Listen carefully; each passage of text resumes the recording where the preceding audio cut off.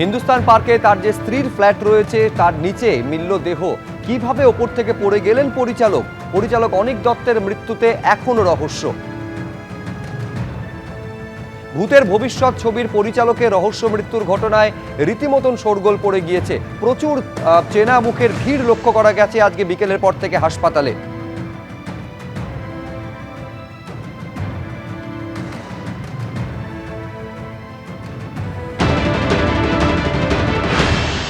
এসএসকেএমে নিয়ে যাওয়া হয়েছে পোস্টমর্টমের জন্য।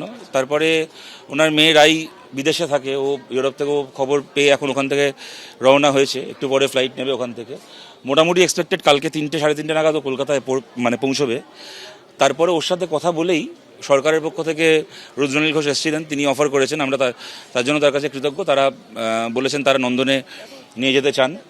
এবার এই ব্যাপারে তো ফাইনাল ডিসিশন পরিবারই নিতে পারে, তো সেটা বৌদিও বললেন যে রায়ের সাথে কথা ওনার মেয়ের সাথে কথা বলেই ফাইনাল সিদ্ধান্ত ওনারা নেবে। যে অপরাজিত ছবির জন্য প্রচুর প্রশংসা কুড়িয়েছেন পরিচালক অনিক দত্ত। প্রযোজক বলছেন তার দ্বিতীয় পর্ব অর্থাৎ অপরাজিত 2 সেটা নিয়েও কথা চলছিল। তার মাঝে এই শোক সংবাদ সামনে এলো। ফ্ল্যাটের 4 তলা থেকে পড়ে মৃত্যু হলো অনিক দত্তর। সিপিএম রাজ্য সম্পাদক মোহাম্মদ সেলিম তিনিও গেছিলেন হাসপাতালে, কি বলছেন শুনবো।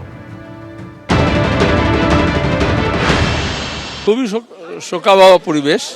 এরকম হঠাৎ করে চলে যাবে কেউ তো ভাবতে পারেনি।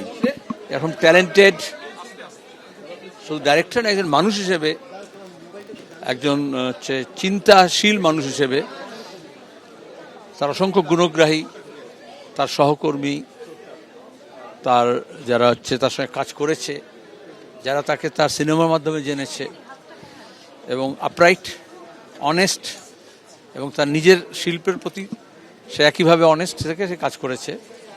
কিন্তু এখন কিছু করার নেই, মারা গিয়ে সেটাই আমাদের মেনে নিতে হবে।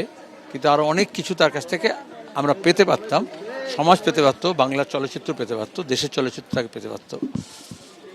আমি তার পরিবারের প্রতি শোক বন্ধন করছি, তার যারা গুণগ্রাহী মানুষজন আছেন, সহকর্মী আছে, তাদের প্রতি শোক জানাচ্ছি। আর এরকম মৃত্যু হোক কারোরই, সেটা আমরা কখনোই কামনা করি না। আমি ঘন্টা দেড়েক আগে আমার একজন বন্ধু ফোন করে বলল যে ও যাচাই করছিল আমার কাছে যে ঘটনা সত্যি কিনা। সো আমি তারপরে ওনার ফ্যামিলি রেখে ফোন করে এখানে আসি। I don't have any word to express. In fact আমরা অপরাজিত 2 আমরা অলরেডি প্রি প্রোডাকশন শুরু করে দিয়েছি, যেটা আমরা আগামী ডিসেম্বর জানুয়ারিতে শ্যুট করতাম। So definitely it's not loss to me alone, loss to the whole creative industry. নানারকম সমস্যা অসুখের জন্য আগে ছবিটা ইনকমপ্লিট হয়ে গেছিল। ওর ছবি নতুন কাজ শুরু করার কথা ছিল, জন্মদিনের দিন ওর সঙ্গে আমার কথাও হয়েছে। তখন বললো আমি নতুন কাজ শুরু করছি, তাই নিয়ে কত ভালো ভালো কথা হলো। এইরকম যে কাণ্ড হয়ে যাবে তা তো বুঝতে পারিনি। ও অনেক শক্ত মনের, নানা রকম সমস্যা সবার জীবনে থাকে, তাই জন্য এত বড় সিদ্ধান্ত নেবে বুঝতেই পারিনি। আমি সরাসরি কথা বলবো, আমাদের আরেক প্রতিনিধি সুকান্ত মুখোপাধ্যায় আমাদের সঙ্গে রয়েছেন। হাসপাতালে যখন সিনেমা জগতের, রাজনীতি জগতের বহু পরিচিত মুখ তারা যখন আসছেন শেষবারের জন্য অনিক দত্তকে দেখতে, সেই ছবিগুলো আমরা দেখছিলাম। তো অনিক দত্তকে কি অবস্থায় নিয়ে আসা হয়েছিল হাসপাতালে তাকে তার ফ্ল্যাটের নিচ থেকে উদ্ধারের পর? সুকান্ত, দেখো দুপুর 1টার কিছু পরে হিন্দুস্তান পার্কের যেখানে ঘটনাস্থল, সেখান থেকে সরাসরি তাকে এই অ্যানেক্স 2 যে মণিপাল হাসপাতাল রয়েছে সেখানে নিয়ে আসা হয়। এমার্জেন্সি বিল্ডিং আমার ঠিক পিছনের দিকের অংশ রয়েছে, সেখানে তোমাকে দেখাবো। এবং 1টার পর তখন যাকে নিয়ে আসা হয়, হাসপাতাল সূত্রে খবর, তখন তার মাথায় চোট রয়েছে, সেখান থেকে রক্ত বেরোচ্ছিল। এছাড়াও ইন্টারনাল হ্যামারেজও ছিল, পরবর্তীকালে পরীক্ষায় জানা যায়। কিন্তু হাসপাতাল সূত্রে খবর যে যতক্ষণে তাকে আনা হয় ততক্ষণে কিন্তু ব্রড ডেথ ডিক্লেয়ার করা হয়, অর্থাৎ হাসপাতালে এনে চিকিৎসার কোনো রকম সময় চিকিৎসকেরা পাননি, তার আগে কিন্তু তার মৃত্যু হয়েছে।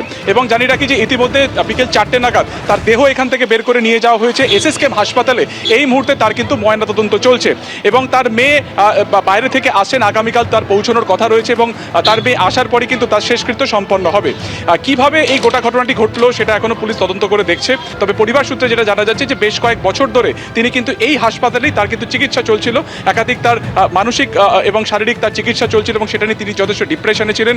সব মিলিয়ে সেই কারণে এই ঘটনা কিনা খতিয়ে দেখা হচ্ছে। এবং এই হাসপাতালে আমরা দেখলাম অনেকে এসেছেন, রাজনৈতিক ব্যক্তিত্ব থেকে মোহাম্মদ সেলিম থেকে শুরু করে শতরূপ ঘোষ, এবং অন্যদিকে তোমার সৃজিত চক্রবর্তী, সৃজিত মুখার্জি থেকে আরম্ভ করে তোমার কিছুক্ষণ আগে রুদ্রনীল ঘোষ, যারা একের পর এক তারা সতীর্থ ছিলেন, যারা রাজনীতিতে ছিলেন, প্রত্যেকে কিন্তু এই মুহূর্তে এসেছে এবং প্রত্যেকের কাছে এই ঘটনাটি অত্যন্ত শকিং। যদিও পরিবারের তরফ থেকে এখনো পর্যন্ত অফিসিয়াল কোনো স্টেটমেন্ট দেওয়া হয়নি, তবে তার যারা সতীর্থরা রয়েছেন তারা কিন্তু পরিষ্কার জানাচ্ছেন যে আজকে একেবারে তৎপরতার সাথে পুলিশ কিন্তু তার ময়নাতদন্ত জন্য তা হাসপাতালে পাঠানো হয়েছে। এছাড়া ডিসি এসিডি এখানে এসেছিলেন, ফরেন্সিক তোমার দিকে যারা হোমিসাইড যারা তদন্ত করে দেখছেন সেই হোমিসাইড বিভাগের আধিকারিকেরাও এসেছেন, যেহেতু ঘটনার সময় তার স্ত্রী একেবারে ফ্ল্যাটেই ছিলেন, তাই কী ঘটনা ঘটেছিল, শেষবার তিনি তার স্বামীকে কখন দেখেছিলেন, সেই সময় তার আচার আচরণে কোনো রকম অস্বাভাবিকতা বা কোনো অসঙ্গতি ছিল কিনা তার বয়ানও নেওয়া হয়েছিল। এবং দেহ কিভাবে এসেছিল, সেই সময় যে ডাক্তার প্রথম বা যে চিকিৎসক প্রথম তাকে দেখেছিলেন তারও বয়ান কিন্তু ইতিমধ্যে নেওয়া হয়েছে হোমিসাইড বিভাগের তরফে। ফলত সব মিলিয়ে একটার কিছু পরে এখানে আনা হয়, ব্রড ডেড ডিক্লেয়ার করা হয় এবং 4টে নাগাদ এখান থেকে তাকে বের করে সরাসরি এসএসকেএম হাসপাতালে নিয়ে যাওয়া হয়েছে এবং আজকে সেখানে তার ময়নাতদন্ত হবে এবং সেক্ষেত্রে দাঁড়িয়ে কোথায় কি আঘাত রয়েছে, ঠিক কী কারণে তার মৃত্যু হয়েছে, পুরোটা কিন্তু স্পষ্ট হবে ময়নাতদন্তের রিপোর্টের পর। ধন্যবাদ সুকান্ত। এবিপি আনন্দ, এগিয়ে থাকে, এগিয়ে রাখে।